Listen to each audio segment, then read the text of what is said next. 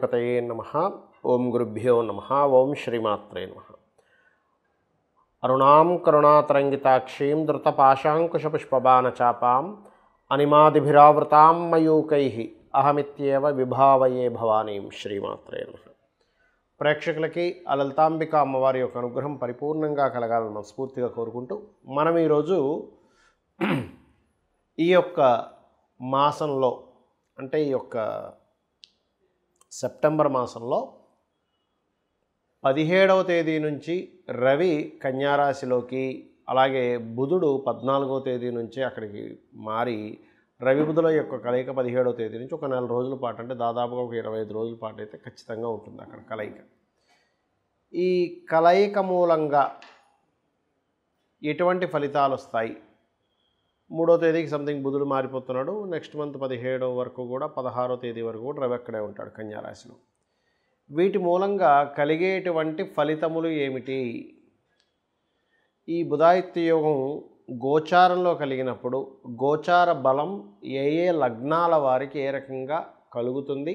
మరియు చాలామంది అనుకుంటుంటారు, ఏమంటే మాకు ఫలానా యోగం ఉంది, గజకేసరి యోగం ఉంది, బుధాదిత్య యోగం ఉంది, లేనట్లయితే హంస యోగం ఉంది, పంచమహాపురుష యోగాలు, అద్భుతమైన యోగాలు ఉన్నాయన్నారు. అసలు ఇవి ఎందుకు, ఎప్పుడు పనిచేస్తాయి? ఇవి ఉన్నా కూడా ఫ్రూట్ఫుల్ అవ్వకపోవడానికి కారణం ఏంటి? ఫ్రూట్ఫుల్ అవ్వాలంటే ఏం చేసుకోవాలనేటువంటి అంశాలు కూడా నేను చెప్తాను. వీడియో పూర్తిగా వినండి. అయితే ఈ విషయాలు చెప్తుంది నేనైనప్పటికీ కూడా చెప్పిస్తుంది సాక్షాత్ లలిత అమ్మవారిగా భావిస్తూ ఒక్కొక్క లగ్నం గురించి, లగ్నం తెలియని వారి రాశి నుంచి తెలుసుకుందాం. ధనస్సు వారి కనుక చూసుకున్నట్లయితే బుధాదిత్య యోగం దశమ స్థానంలో పట్టడం చాలా మంచిది. అది ఉద్యోగ స్థానంగా చెప్తూ ఉంటారు. కాబట్టి ఉద్యోగ సంబంధించిన విషయంలో ఖచ్చితంగా మంచి ఫలితాలు ఇచ్చేటువంటి కాంబినేషన్ అది, అందులో ఎటువంటి డౌట్ లేదు. అలాగే పాపగ్రహాలు ఉండాల్సిన స్థానాల్లో ఉన్నాయి. ఏవేవి? శని 4లోని 3లోకి వచ్చాడు, రాహు 3లో ఉన్నాడు, చాలా మంచిది. అదేవిధంగా మీకు పట్టినటువంటి చంద్రగ్రహణం కూడా చాలా మంచిదే చెప్పాలంటే. సో ధైర్యం చేసి ఏదైనా ఒక డేర్ స్టెప్ తీసుకోవడం ద్వారా కలిసి రావడం అనేటువంటిది ఆ యొక్క యోగం ఇస్తుంది అక్కడ, అందులో ఎటువంటి సందేహం లేదు. బుధుడు రవి కలిసి ఎప్పుడైతే దశమ స్థానంలో ఉన్నారో, ఆ దశమ స్థానంలో ఉండేటువంటి రవి బుధులు ముఖ్యంగా మీకు ఈ కెరియర్ సంబంధించినటువంటి అంశంలో చక్కటి యోగాన్ని ఇస్తున్నారు, గుర్తుపెట్టుకోండి. అయితే ఇక్కడ మనం ఎప్పుడూ కూడా ఒక యోగం ఉంది, కానీ అది యోగం ఫుల్ఫిల్గా ఇస్తుందా, ఎక్కడో స్ట్రక్ అవుతుందా, బ్లాక్డ్ భాగ్యచక్రగా మారిపోయిందా అనేది తెలుసుకోవాలి.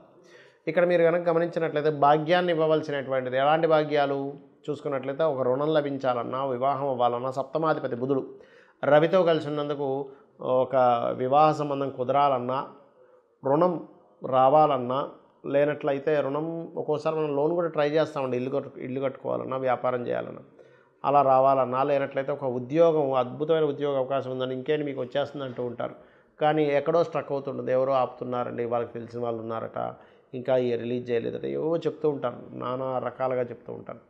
అటువంటి విషయాలలో మీకు ఆగుతుందంటే దాని అర్థం ఏమిటంటే బుధాదిత్య యోగం ఉంది అంటే ఒక అవకాశం వచ్చింది కానీ ఆగిపోయింది. ఆ అవకాశం వచ్చి ఆగిపోయినందుకు బుధుడు కేతువుకి చేసుకునేటువంటివి ఏవైతే ఉంటాయో రెమెడీస్ అవి చేసుకుంటూ ఉంటే, అంటే కుజుడికి కేతువుకి, బుధుడికి కాదండి, కుజుడికి కేతువుకి, అంటే కందులు ఉలవలు దానంగా ఇవ్వడము.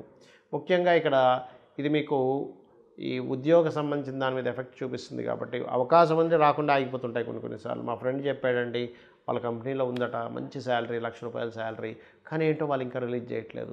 ఇంటర్వ్యూకి వెళ్ళానండి, వాళ్ళు లాస్ట్ రౌండ్ వరకు ఓకే అనేసారు, మీకు త్వరలో పంపిస్తా అన్నారు, రావట్లేదని బాధపడుతూ ఉంటారు చాలామంది. అలాంటి వారు ఓం మాణిక్య మకుటాకార జానుద్వయ విరాజితాయే నమః చేసుకోండి, అన్ని విధాలు బాగుంటుంది.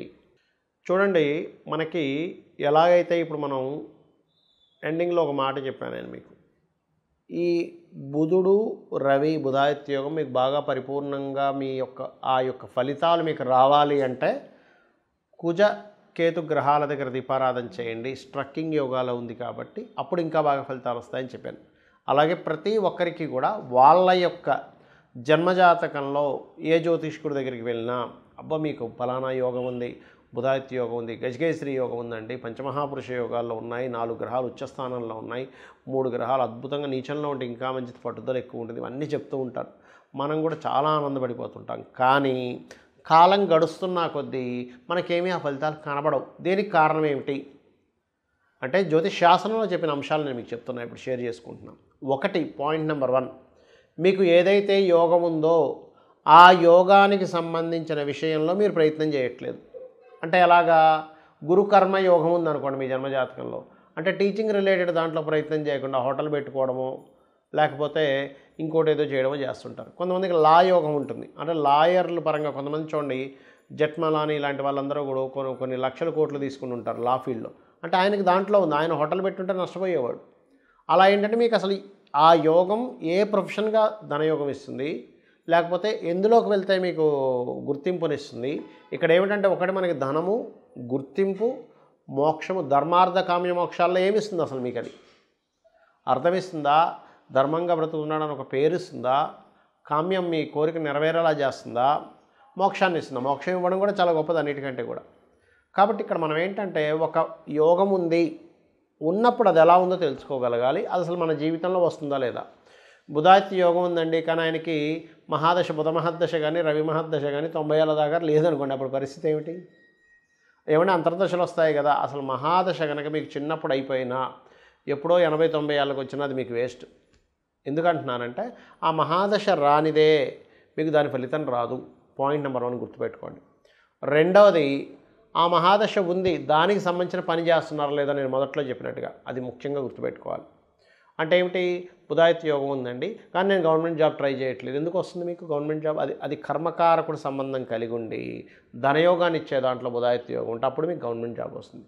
ఆ గవర్నమెంట్ జాబ్ కూడా ఆ బుధాదిత్య యోగం ఎక్కడెక్కడ ఉండాలి, ఎవరికైనా ఉంటే మేషంలో కానీ, మిథునంలో కానీ, సింహంలో కానీ, కన్యలో కానీ ఉండాలి. ఈ 4 ప్లేసుల్లోనే బుధాదిత్య యోగం బ్రహ్మాండంగా పనిచేస్తుంది. వేరే దగ్గర చాలా స్వల్పంగా పనిచేస్తుంది, పెద్దగా పనిచేయదు అక్కడ.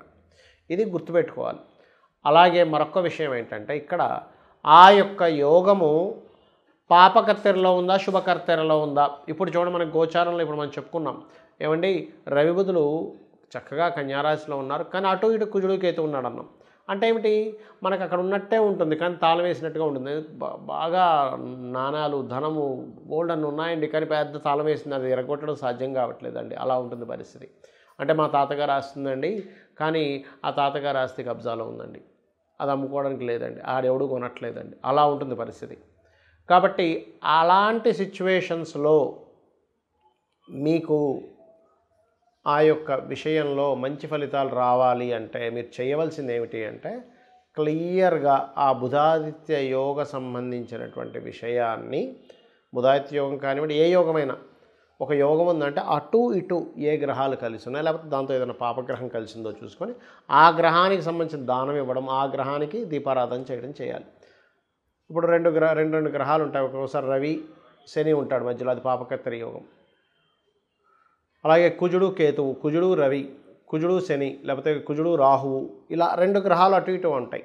అప్పుడు ఏమవుతుంది, అది స్ట్రక్ అయిపోయింది. ఒక ట్రాఫిక్లో మనం వెళ్ళేటప్పుడు ఎంత మంచి కారు, అందులో ఫ్యూల్ ఉంది, మనం నడిపే స్తోమత ఉంది, లేదా మంచి డ్రైవర్ ఉన్నాడు, కానీ ముందు కొన్ని కార్లు స్ట్రక్ అయిపోయి, వెనక్కి కొన్ని కార్లు స్ట్రక్ అయిపోయి ఇరుక్కుపోతే మనం అవి కదిలే వరకు కదలలేము, ఆ కారు దిగలేము, అక్కడ ఇంకొక ఆప్షన్ లేదు అక్కడ మనకి. అలాగే బ్లాక్డ్ అంటారు దాన్ని, అంటే యోగం ఉంది బ్లాక్డ్, భాగ్యచక్ర అని కూడా అంటారు. అంటే మీకు యోగం ఉంది కానీ బ్లాక్ అయిపోయింది. ఆ బ్లాక్డ్, ఆ భాగ్యం ఆ గ్రహాల యొక్క కలయిక వల్ల ఇచ్చేటువంటిది. అలా ఇది ఏం చేస్తుందంటే ఈ బుధాదిత్య యోగం దేశకాల పరిస్థితులకు కూడా చూపిస్తుందండి గోచారం ఎప్పుడు కూడా. అంటే మనం చెప్పుకున్నాం గతంలో ఏమంటే ఈ సంవత్సరపు రాజు రవయ్యాడు, అక్కడ కేతు సంచారం జరుగుతుంది. ఇప్పుడు ఈ రాజు కూడా పాపకర్తెరలో ఉంటున్నాడు. అంటే ఏమిటి, వెరీ క్లియర్లీ ఈ రాజకీయ నాయకులకి వాళ్ళకి ఎక్కడో స్ట్రక్కింగ్ అయిపోయిన యోగం కూడా ఒకవైపు ఇస్తూ, ఇంకొక వైపు భూతత్వ రాశుల్లో రవి బుధులు ఉన్నారు కాబట్టి ఇప్పటివరకు మనకి మొత్తం స్ట్రక్ అయిపోయి రియల్ ఎస్టేట్లో ముఖ్యంగా భూములకు సంబంధించిన విషయంలో ఆగిపోయినవి, కొంచెం మూమెంట్ వచ్చే టైం నడుస్తుంది, గుర్తుపెట్టుకోండి.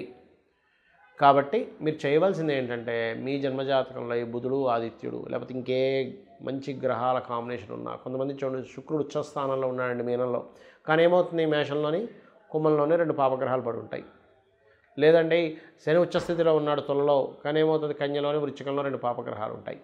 లేదా గురువు కర్కాటకంలో ఉన్నాడండి, అమోహం అద్భుతంగా సాగాలి, మరి ఏమిటి ఇలా ఉన్నాడంటే ఆ 2 పాపగ్రహాలు ఉంటాయి అటు ఇటు. లేదా మరో పాపగ్రహం కలిసినప్పుడు ఆ పాపగ్రహం నీచభంగ రాజయోగాన్ని చెందుతుంది. ఎలా అంటే కుజుడు ఉన్నాడు కర్కాటకంలో, గురువు పాడవుతాడు, కుజుడేమో మంచి స్థితికి వెళ్తాడు. అలా ఏంటంటే ఇప్పుడు 2 వ్యక్తులు రూమ్లో ఉన్నారు, ఒక వ్యక్తి బాగా తాగుబోతూ, ఇంకో వ్యక్తి చాలా చక్కగా అన్ని జ్ఞానం పొందినవాడు, జ్ఞానం పొందినవాడు, జ్ఞానం ఉన్నటువంటి వ్యక్తి దగ్గర ఈ తాగుబోతు కొంత జ్ఞానాన్ని పొందుతాడు.